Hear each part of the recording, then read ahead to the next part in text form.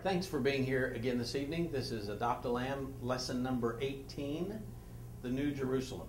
And you'll have to forgive me, this is one of my favorite subjects. It's only in here not because it's taught in all the churches around the world. It's in here because I love it. So be patient with me. The reason that I put it in here is this. When I ask people, where are you going to go when you die? Oh, I'm going to heaven. Yay! I say, okay, great. Describe it to me. And you hear crickets chirping. Because most people have no clue what heaven is going to be like. And here is what I believe is true. If you don't know the reward, are you willing to pay the price? No. The reason I think that so many Christians struggle with holiness and purity in their faith is they don't know what's coming. I'm going to tell you, I hope when we're finished here and you have a clue what's coming, it will be a marker, an anchor, a stable place in your life is, that you can say with me, man, I'm not missing that. When the devil comes to tempt you with something, you say, you have to be kidding me. You want me to do that and maybe miss this? No. Because if it lives inside of you, this place that we're headed, and people say, well, I'll just have a rocking chair on my front porch in heaven. Now, I can tell you, 1,000,000 years of rocking is a long time. That doesn't sound like heaven to me. Oh, we're going to have white robes and sing hymns to Jesus. I can tell you, that would get old after 1,000,000 years. As much as I love Jesus, I don't know if I can sing just as I am for 1,000,000 years. So there's much, much more. Would you agree that God has, when He says, it's exceedingly abundantly above all you can ask or think. If you don't think I'm right, Cracker Barrel's right up the road and they've got rockers right out front. Just go sit out there and rock for a while and see how long you can do that. God has something far greater planned for us. The wonderful part of this is, because it is so glorious, I can only just kind of point you in the right direction with, and I've studied this for years, but I can still just kind of point you that way because it's far above all we could ask or think. Now, when we did in the beginning, a long time ago, weeks ago, we were discussing about how many stars there are in the universe. And at the time I was reading, and I came up with a number off of the research that I did. It was 50 sextillion stars. Well, I thought, that sounds crazy. That's a number I can't even comprehend. So I went back and studied some more, and I found out that NASA in 2010 estimated that there were 100 sextillion stars. But let's assume that there are 1 billion people on Earth that are going to go to heaven out of the 7 billion. So 1 billion people go to heaven, and there are 100 sextillion stars. If you divide 100 sextillion by 1 billion, do you know how many stars you get? And you get, and you get? Each? 100 trillion. Each. So I'll spend a few years checking mine out. And when I figure it all out, I'll say, Charles, how's yours? Let me go look at yours, and then you can come see mine. How long would it take to get to 100 sextillion? And that's only what they have found so far. Do you think that's all there is? No. No. They can't see to the end of this thing. They haven't found it yet. Every time they look, there's more. So would you say that if God's plan is for me to sit on a cloud and play a harp for millions of years with all that out there, something's not right with that picture. If that's all there was, God could have just done it with our sun and a couple of planets, right? Mm-hmm. So God has something wonderful in mind. But if you were God, and all you had to speak and it was, and you were going to plan your retirement house, what would it look like? Let's see. I'm God and I speak and it is. So I'm going to build me a place for the family to live in forever. It's going to be knocked out. I'll just give you some statistics. The Bible says that it's going to be here on the earth. I don't know why God chose the earth as His headquarters, but He did. Jesus said in John 14, I'm going to go and prepare a place for you, and I'm going to fix it so when it's done, I'm going to come again and receive you unto myself, so you can be with me forever. So it's going to be a place. So here it's coming, the New Jerusalem. When it comes down, it's 1,500 miles by 1,500 miles square and 1,500 miles tall. Now, do you know how far up the space station is? It's about right here, 120 miles. The space station would have to ask permission to fly around this thing. It's big. It's like a building from Chicago to Mexico and Atlanta to Denver. That's a big building. 2,250,000 square miles. Get your brain around that. Oklahoma City is about 1,600 square miles. 2,250,000 square miles on the first floor. And then God says, now, when I get ready to bring this thing down, I'm going to have foundation stones. And you can read the foundation stones, but just one of them is called emerald. Now, if you're going to build a building that's 1,500 miles high, how thick would the foundation be? Fairly thick, right? So let's be really, really conservative and say the emerald section, which is one of 12, is a foot thick, which is ridiculous, but just a foot. What would the value of that one layer of emerald be, a foot thick, 2,250,000 square miles of emerald? What's that worth? Well, it doesn't matter because God said and it was. He's not worried about the cost. When he say, wow, how much did that building cost per square foot? That's how we think in America. You know, it's $80 a square foot. It's $100 a square foot. You got a building that's $200 a square foot. Oh, what? 1 square foot of the 1/12 of the foundation would be worth more than that. So now you have these 12 foundation stones that cover this. Then you have the walls of the city. Now, I think it's a pyramid, and if you don't agree with me, that's fine. I've got a little book I wrote on the New Jerusalem. You can get it and find out why I think that. And it says that it's made out of pure gold that is so pure that it's transparent. I could spend 15 minutes talking about that. But transparent gold, would you say, is more expensive than regular gold? Than this? But if you take gold at today's prices and you make the wall of the city 1/8 of an inch thick, 1,500 miles, that city, just the siding on the house, is worth about $300 quadrillion. So now, God didn't want people crawling up the side of his building, so he puts a 300-foot wall 6,000 miles around this city that is solid jasper.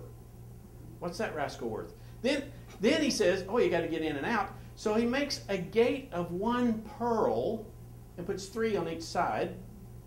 And when you build a house, do you put more money on the outside or the inside? The inside. The inside. So just, the outside's got to be worth a couple of quintillion, I don't know. It's just off the charts expensive. And God says, no, come, wait till you see what's in here. Because inside he has streets of gold. He has thrones, and he has the sea of glass, which is pure crystal. And this thing is massive. Massive sea of glass. This is where people worship and thank God and rejoice. And this is where we're headed, by the way. It's not a rocking chair on a front porch of a log cabin in heaven. When you come in, there will be a welcoming party. There will be music playing. The flowers sing. And they change colors as they sing. When you dance on the sea of glass, it pulses. It pulses and moves, and it's alive and changes color when you worship on it.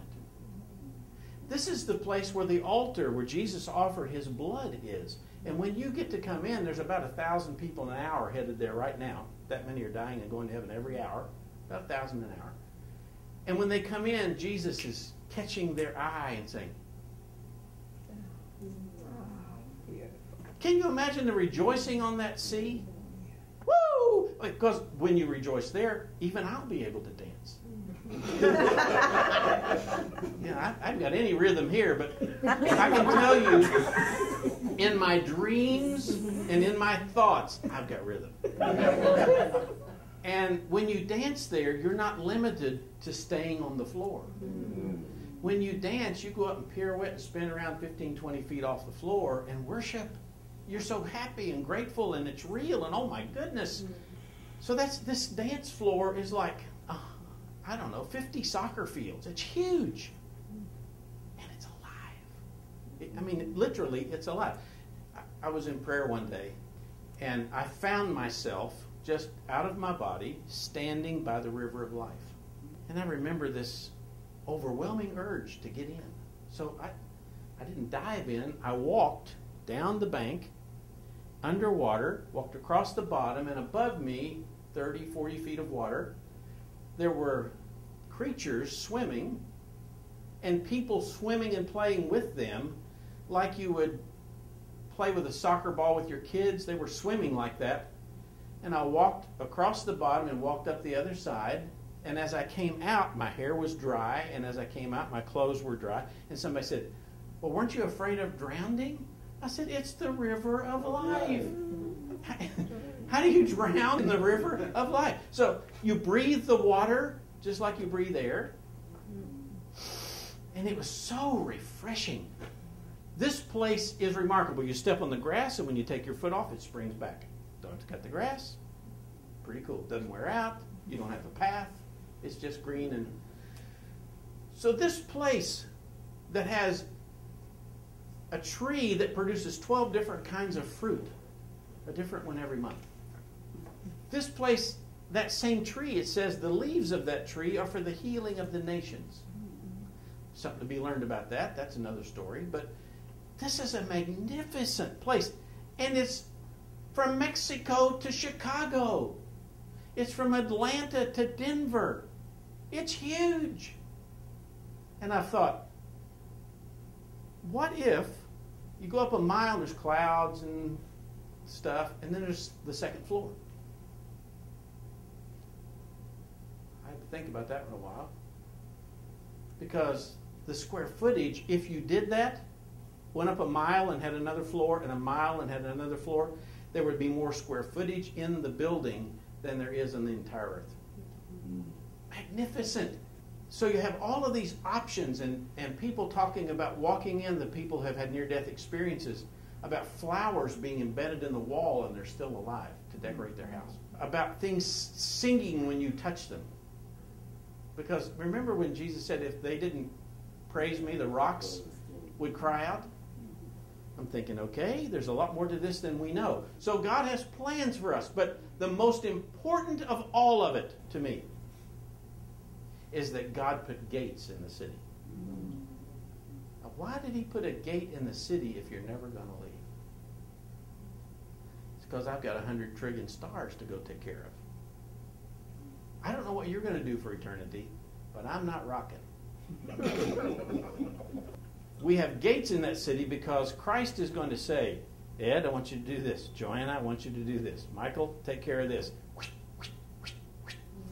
And if you can imagine the reunion when I get there, and Brother Duncombe's going to be there, and Smith Wigglesworth's going to be there, my mom and dad and grandma and grandpa are going to be there, and lots of people that have used to be in church that are already gone ahead of us. I'm going to see all of them. But then I get to go out on an assignment somewhere out there to my trillion-star territory, my backyard, and take care of that as a representative of the King. And then I get to come back occasionally and report.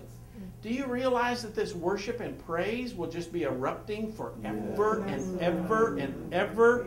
When Charles comes back and Siobhan comes back and they tell what happened over in their backyard of the universe, woo!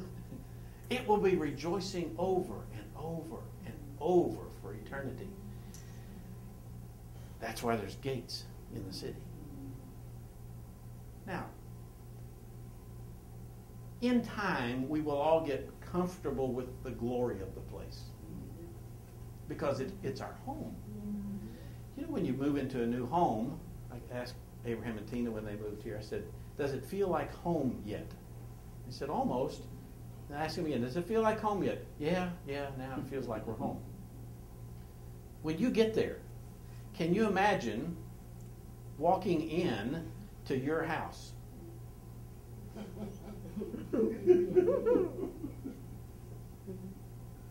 What? Who? For me? Yes. And watch this, because there's going to be all kind of neat little buttons to push, I think. You won't be pushing buttons, but there will be that kind of response in your house. Are you going to have to dust the place? No. But there will be neat stuff in there because God thinks of all of us. All right? But we get to leave and represent Him and come home, and then I have all of you over, if you're not out running your backyard, have all of you come over and say, you won't believe. Oh, my goodness sakes. Next year, let's meet at this place I found in my backyard. You're going to love this place. Heaven is gorgeous, and it's lush. And everybody who says, I've never heard music like that in my life, I can't reproduce it here. Other people say, I've seen colors there that don't exist here. Okay? I don't know. I don't have a clue what that is, because when I was there, I didn't see that part. I was just breathing the water. But I can tell you this, what God has planned, it wouldn't surprise me that we just stood around with our mouth open for a long time until an angel says, hey, God has something for you to do. Come with me. We've got work to do. It's not for us just to, by the pool with lemonade, No. Because fulfillment is in doing the work. Now, tell me, the devil comes and says, you want to smoke a little bit of this and get a little buzz? I said, you have got to be out of your mind. I'm going home. There's a house built for me. It's got my name on it. And you want me to... Are you crazy? If the picture is clear enough, it will be a motivation to live in holiness.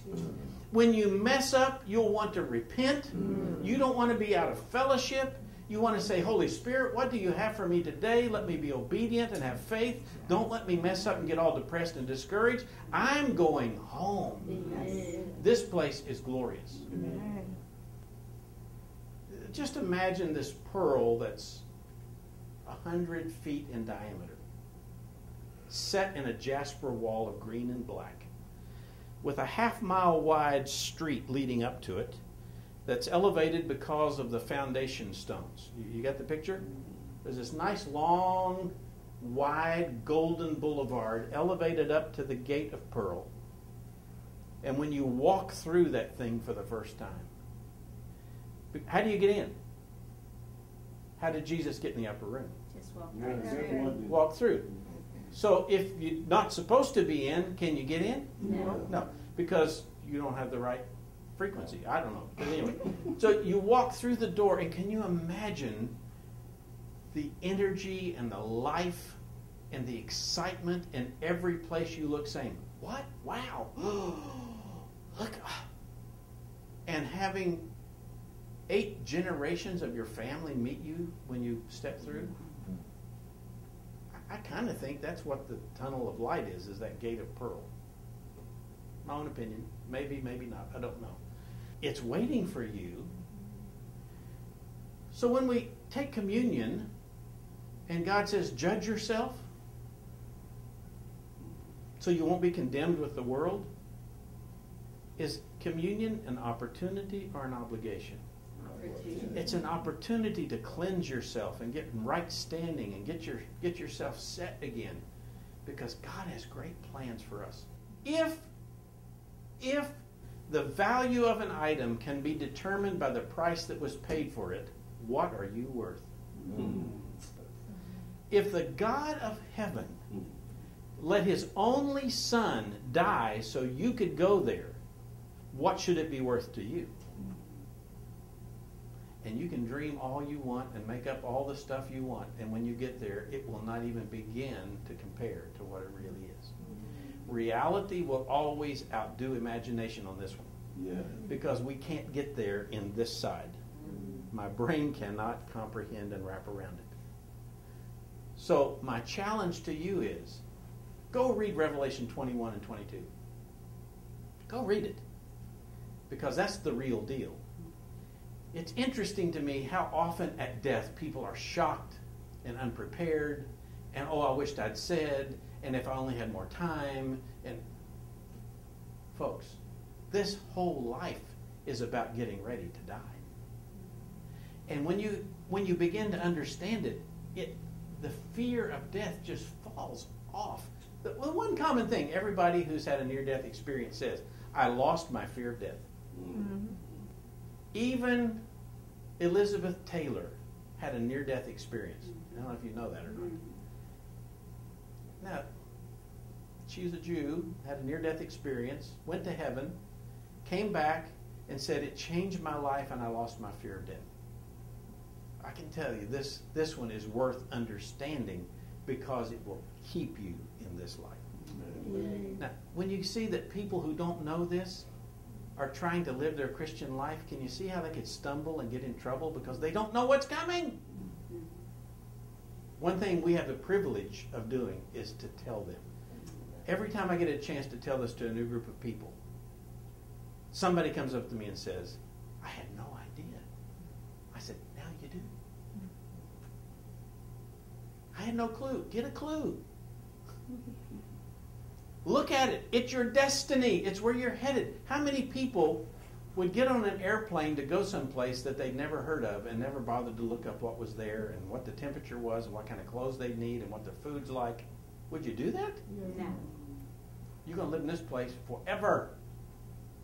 And it's the gift of God to his people. Embrace it, learn about it, and share it with other people. You'll be amazed at the response you get because they'll want to know more. They should. It's their destiny. This is Revelation chapter 2, verse 7. The Spirit says to the churches, to him that overcomes, I will give to eat of the tree of life, which is in the midst of the paradise of God. The tree of life in the midst of the paradise of God. That's what we've just talked about. God bless you. Amen.